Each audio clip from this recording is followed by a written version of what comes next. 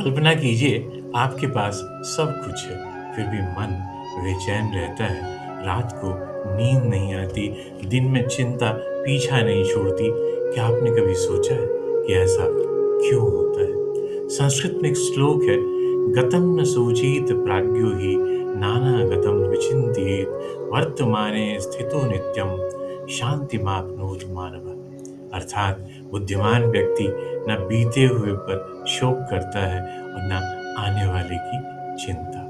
वह वर्तमान में स्थिर रहकर शांति प्राप्त करता है। मनुष्य का मन बड़ा विचित्र है।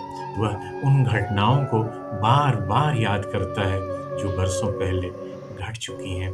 किसी ने अपमान किया था, किसी ने धोखा दिया था, कोई अवसर हाथ से छूट गया था। घटना समाप्त हो चुकी है, लेकिन मन उसे बार बार जीवित रखता है। महाभारत में भी अर्जुन अतीत और मोह के जाल में उलझ गए थे।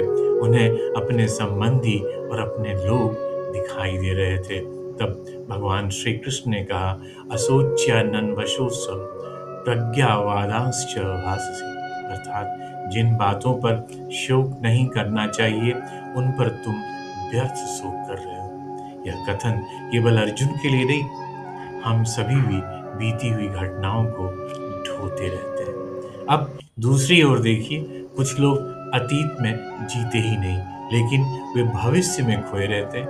एआई आ गया है, नौकरी रहेगी या नहीं, बच्चों का भविष्य कैसा होगा, कहीं फिर पेंडेमिक आ गया, ईरान और यूएस वार का क्या होगा, मार्केट डूब गया तो। इनमें से कोई भी हमारे नियंत्रण में नहीं है, फिर भी हम इसमें खोए रहते हैं। एक क्षण के लिए रुकिए और सोचिए, कल बीत चुका है, आने वाला कल अभी आया नहीं, तो हमारे पास है क्या? केवल यह क्षण, वर्तमान। यदि किसी ने वर्तमान में जीना सिखाया है तो वे श्री कृष्ण हैं।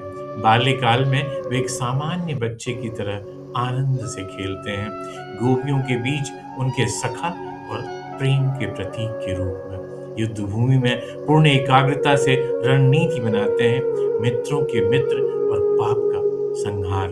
राजा के साथ राजनेता तो युद्ध भूमि में अर्जुन के गुरु, हर भूमिका वे बखूबी निभाते हैं।